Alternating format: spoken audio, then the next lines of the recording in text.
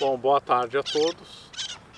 Me pediram para eu gravar uma aula, não, algumas considerações sobre o trivium, né, e o quadrivium, as 7 artes liberais, né.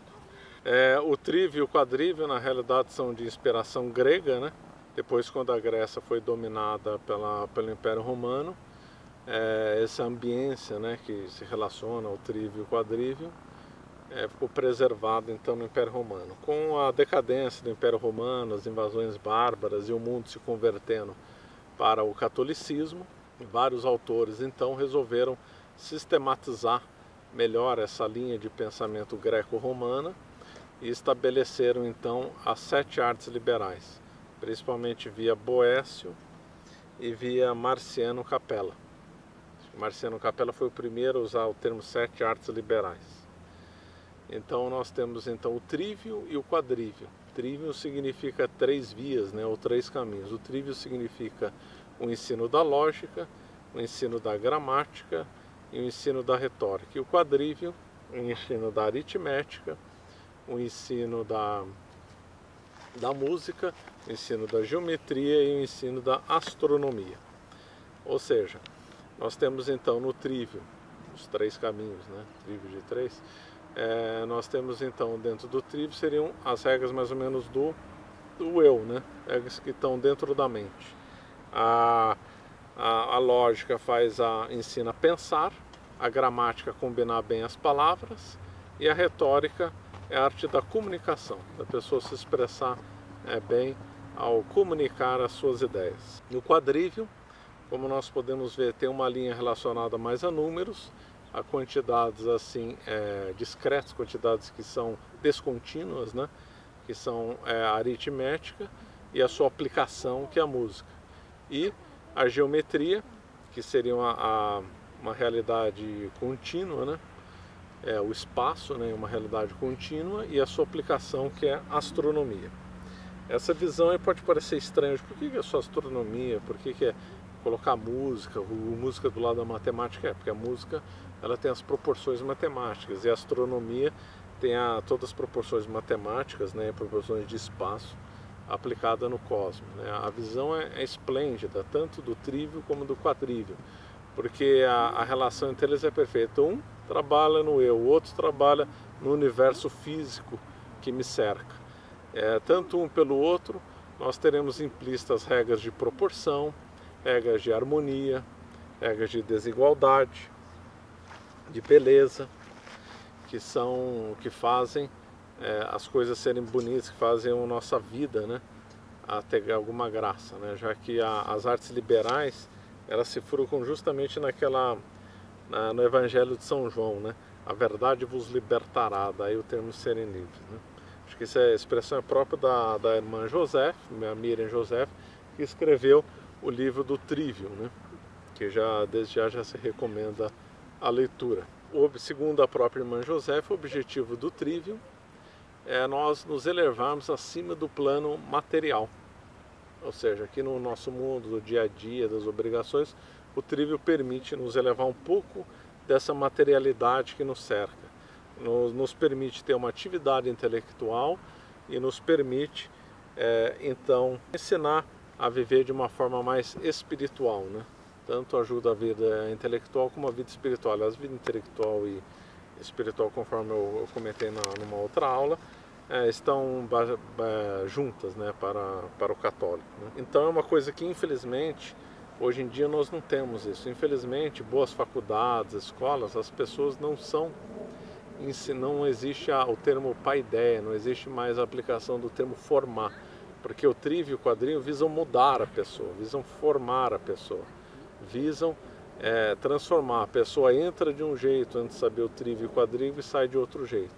Hoje, infelizmente, as escolas não ensinam mais a pensar, não têm o objetivo de mudar as pessoas, elas têm o objetivo em treinar as pessoas, que é uma coisa bem diferente. Treinar uma pessoa é ensinar ela uma habilidade que ela não tem. Então a pessoa vai ser treinada na engenharia, vai ser treinada no direito, vai ser treinada não sei o que. A pessoa acaba aprendendo só aquelas coisas para ter uma função meramente prática e econômica, né, na vida de trabalho. Enquanto o trivium e o quadrivium eles se relacionam mais com a liberdade, porque você não vai ganhar mais dinheiro sabendo isso, mas sim você vai ter uma elevação no plano espiritual. Ou seja, daí você tendo que é bem livre, né? Que está livre de todo o seu ganha-pão, que está livre, uma coisa que realmente te fez bem para a alma, uma coisa que te formou na alma. Então são duas visões opostas. Isso não significa que as pessoas não têm que aprender uma profissão, não tenham que ganhar dinheiro, mas hoje se abandonou completamente o lado de cultivar o espírito. E antigamente não era assim, né? Então, por exemplo, uma pessoa que quiser se formar em direito na Idade Média, ela tem que ser formada no trívio e no quadrívio, e depois ela entrar então numa universidade e se formar em direito. E é muito interessante, né? Poderiam se perguntar, bom, o trívio tem muita lógica com o direito, porque tem lógica, tem retórica, que é importante, tem gramática. Aliás, antigamente, né, muitos advogados eram convidados para dar aula de português. Hoje em dia já não se espera um alto nível de português entre os profissionais do direito, infelizmente. E, aliás, dentro do trívio, né, se usavam direito romano, se usavam questões de direito romanos para aprender gramática. E então, dessa base do trívio e do quadrívio, a pessoa ia fazer direito. Poderia perguntar, bom, e em relação ao quadrívio, o que teria a ver a pessoa com a astronomia, com o direito e tal? Essa visão, né, moderna que diz que as coisas serem estanques, não terem relação com nada, a hiperespecialização impede as pessoas de compreenderem a relação entre as matérias. E impede a pessoa de compreender que as coisas são autossemelhantes, né? Que as coisas se relacionam. A Idade Média era uma sociedade autossemelhante. O que significa isso? Uma árvore é autossemelhante, significa que a árvore inteira ela é semelhante a um galho que é semelhante à própria folha. As nuvens são autossemelhantes.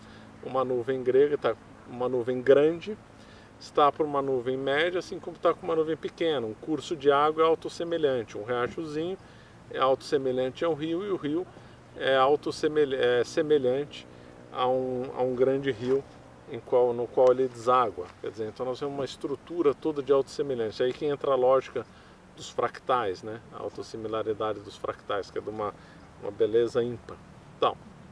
Então, no quadrívio, o que o quadrívio seria importante para o direito nessa visão medieval? Daria para o advogado uma noção de proporção das coisas, daria para o advogado uma noção de harmonia nas coisas, então ele poderia ver o mundo e a sociedade como harmônicos e proporcionais, e as leis deveriam seguir uma lógica de proporção e uma lógica harmônica na sociedade. Hoje, infelizmente, o direito está muito decadente, essa proporção já se foi perdida e muito, com leis completamente absurdas, imorais.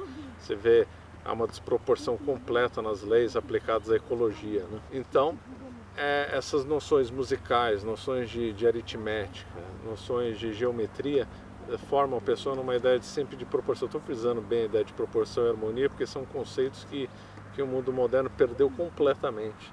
Essa noção de autossimilaridade, dos fractais e tal, que é tão bonita, está totalmente perdida. Então, por exemplo, as matérias hoje, uma conclusão na biologia pode ser diferente de uma conclusão no direito, e pode ser diferente numa conclusão de um historiador. Isso é um absurdo para uma visão de quem é formado no trívio, quadrívio. Dada uma verdade, essa mesma verdade tem que impor uma mesma conclusão no direito, uma mesma conclusão na sociologia, uma mesma conclusão na biologia.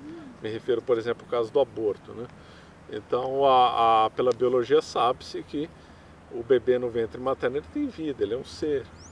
Então ele não pode ser morto por meio de um aborto. Então a legislação do direito tem que contemplar uma verdade biológica. Também o aborto também é uma verdade teológica, já tem uma alma lá dentro. Também do ponto de vista filosófico, ali já temos uma alma, já temos uma alma racional, já é uma entidade, uma substância individual de natureza racional que já está no ventre materno. Então